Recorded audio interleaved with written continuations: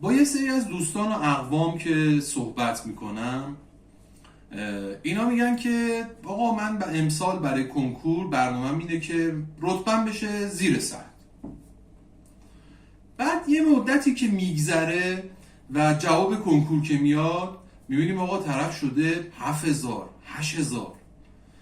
بعد خیلی هم ادعا داره که آقا من کاملا درس خوندم، خیلی زیاد درس خوندم. راستم میگه، دورا دور که ما در جریان بودیم میدیدیم درس خونده. پس مشکل چی بود این وسط؟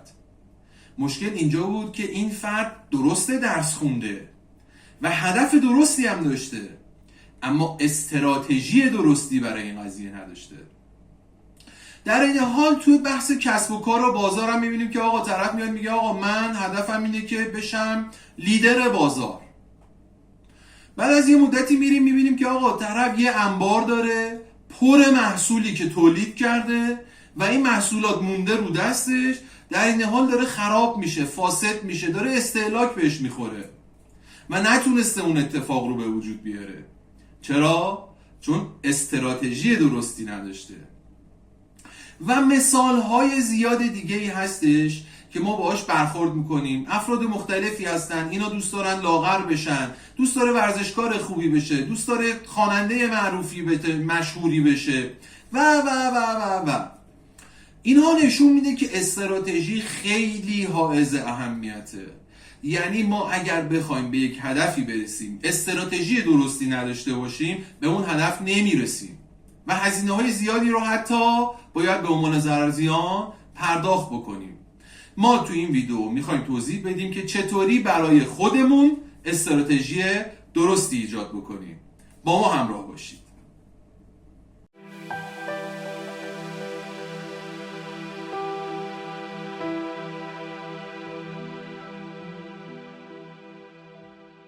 سلام، من حسام الدین هستم. تو این ویدیو میخوام به شما توضیح بدم که چطوری برای خودتون استراتژی بچینید و این خیلی موضوع حائز اهمیتیه. اگر بتونید برای خودتون استراتژی بچینید، مطمئناً اون هدف رو برای خودتون تضمین کردید. چرا؟ چون برای رسیدن به اون هدف میدونید دیگه چی کار بکنید. بریم سراغ بحث استراتژی. قبل از همه چیز من خدمت شما توضیح بدم که ما در کل 4 سطح کلی توی جریان مسیر رسیدن به اهداف داریم. از پایین ترین قسمت توضیح میدم.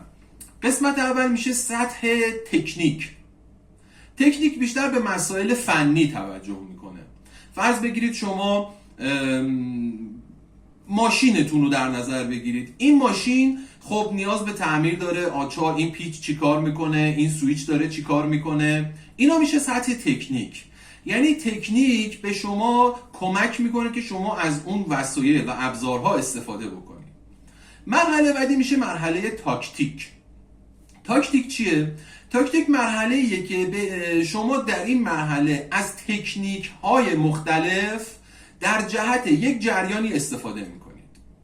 پس اگر فرض بگیرید از اینجا میخواید برید فرضاً به یک شهر دیگه، شما میتونید از تاکتیک های مختلفی استفاده بکنید. از وسیله نقلیه عمومی استفاده بکنید، از وسیله شخصی استفاده بکنید، از قطار و امثال هم. اینم یه مثال. مرحله بعدی میشه مرحله راهبرد یا استراتژی. مرحله راهبرد و استراتژی به چه معناست؟ به این معناست که آقا شما برای این که بخواید به اون هدفتون برسید، باید یک برنامه عملی مشخص داشته باشید تا بتونید به اون هدف برسید که اینو میخوام به شما توضیح بدم. اول بریم سراغ مرحله 4. مرحله 4 میشه مرحله هدف یا چشم انداز که البته اینها رو یه موقعی با هم تفاوت میدن، اما ما در کل میخوایم برای شما چون توی بحث استراتژی صحبت بکنیم اینا رو یکسان بگیریم. هدف یا چشم انداز اون جایی که شما میخواید بهش برسید، اون شهری که میخواید بهش برسید میشه هدف شما. پس سطح فنی چی شد؟ سطح فنی شد سطح شما شناختی که نسبت به اون ابزاری که دارید ازش استفاده میکنید داشته باشید، مثل همون تعمیر ماشین. سطح تاکتیک شد سطحی که شما نوع وسیله نقلیه رو انتخاب میکنید. سطح استراتژی میشه سطحی که شما راهبردتون و برنامه عملیتون رو مشخص میکنید و سطح هدف یا چشمانداز میشه سطحی که شما اون شهر رو مشخص میکنید. بیایم بریم سراغ استراتژی. دوستان مثلا من از بعضی از افراد میپرسم که آقا خب شما برای این که فرض بگیر بخوای فرضاً با یکی ارتباط برقرار، به طرف میگیم آقا شما هدفت چیه؟ طرف میگه آقا من میخوام با فلانی ارتباط برقرار بکنم. خب میگیم خیلی عالیه، میخوام باهاش دوست بشم، نزدیک بشم. میگم آقا خب برای اینکه به این فرد نزدیک بشی از چه ابزارهایی میخوای استفاده بکنی؟ میگه خب ابزارهایی که من برای اینکه با این فرد ارتباط برقرار بکنم یکیش همین کلامه، همین بادی لنگویجه، همین ظاهره. اینها ابزارهاییه که ما میتونیم ازش استفاده بکنیم برای اینکه با اون فرد ارتباط برقرار بکنیم. خب هدف شد ارتباط با فرد و ابزارها مشخصه. حالا استراتژی ما برای اینکه با این فرد ارتباط برقرار بکنیم چیه؟ اینجا یک مفهومی باید بهش توجه بکنیم و اون چیه؟ اینه که ما برای اینکه بخوایم با این فرد ارتباط برقرار بکنیم باید یک برنامه عملی رو مشخص بکنیم. این برنامه عملی چیه؟ فرضاً شما میخواید با این فرد ارتباط برقرار بکنید. برنامه عملی شما حول ایجاد اعتماده. به چه معنا؟ به این معنا که شما رفتی اون فرد رو شناختی، بررسیش کردی، دیدی فردیه که آقا با هر کسی ارتباط برقرار نمیکنه، فقط با کسی ارتباط برقرار میکنه که بهش اعتماد داره. پس استراتژی شما تو این مرحله میشه چی؟ میشه ایجاد اعتماد در اون فرد. خب حالا ما میایم میگیم که آقا شما برای اینکه با این فرد ارتباط برقرار بکنی باید چیکار بکنی؟ اعتماد ایجاد بکنی. پس استراتژی شما شده ایجاد اعتماد. این استراتژی رو، این ایجاد اعتماد رو باید با چه تاکتیک هایی انجام بدی؟ این تاکتیک ها چیان؟ خب یکی از تاکتیک ها اینه که آقا من بیام اون فرد رو دعوت بکنم به منزلم. یکی از تاکتیک های دیگه اینه که آقا من اون فرد رو فرضاً یه پولی بهش قرض بدم یا ازش قرض بگیرم، به موقع اینو تسویه حساب بکنم. اینم یه تاکتیکه برای اینکه اعتماد اون فرد رو جلب بکنی. تکنیک ما چیه؟ تکنیک ما مثلا پوله. تکنیک ما مثلا اینه که آقا اون فرد رو زنگ بزنیم بهش دعوتش بکنیم. این تعریفی که تو لول های مختلف وجود داره. حالا شما فرض بگیرید یه تاکتیکی رو پیاده کردید. تاکتیک شما این بوده که اون فرد رو دعوت کردید به خونتون و اون فرد اومده خونه شما، اما شما چون استراتژی درستی نداشتی و متوجه نبودی که آقا من این دعوت رو کردم برای اینکه اون فرد رو اعتماد توش ایجاد بکنم، به خاطر همین اون فرد رو دعوت میکنی تو خونه، یه رفتاری رو انجام میدی که اون رفتار بیشتر به جای اینکه اون فرد رو به شما نزدیک بکنه از شما دور میکنه. چرا؟ چون رفتار شما در جهتی نبوده که اون فرد اعتماد بکنه به شما. فرضاً شما اون فرد رو دعوت کردی توی خونه و هی داری سوال پیچش میکنی. خب این استراتژی درستی نیست. یعنی شما رفتار و تاکتیک ها و تکنیک هایی که داری استفاده میکنی رو بلد نیستی در جهت اون هدف هدایت بکنی. پس چیزی که این وسط حائز اهمیته اینه که ما برای این که به هدفمون دسترسی پیدا بکنیم باید برنامه عملی داشته باشیم و اون برنامه عملی میشه راهبرد و استراتژی.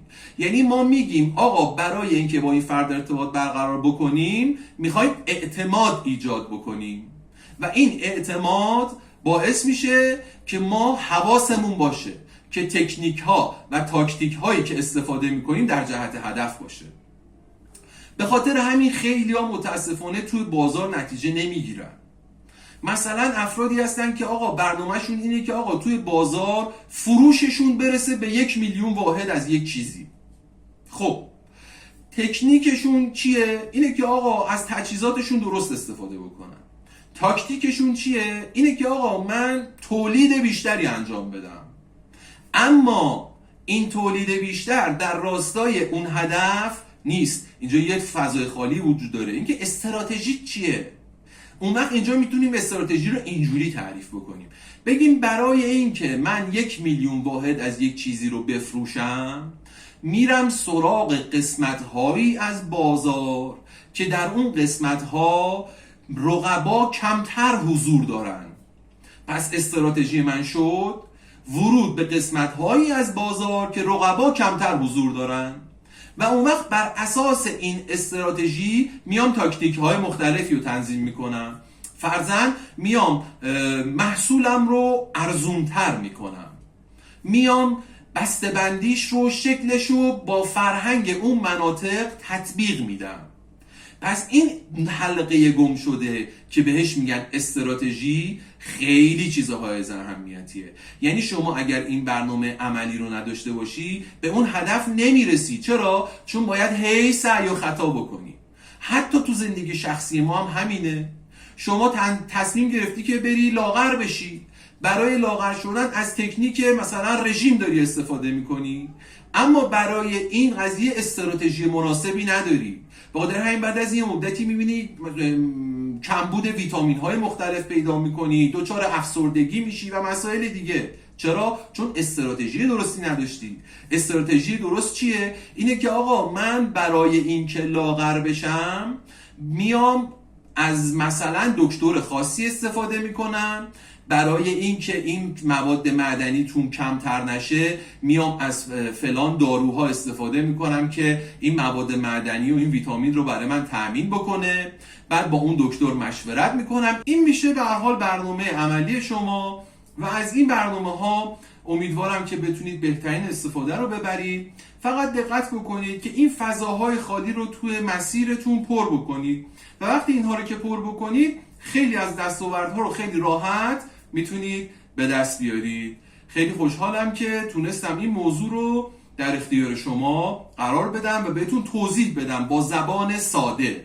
ببینید وارد مباحث علمی و اون مفاهیم نشدیم، با زبان ساده بهتون توضیح دادم که چطوری میتونید برای خودتون استراتژی تعیین بکنید. موفق باشید.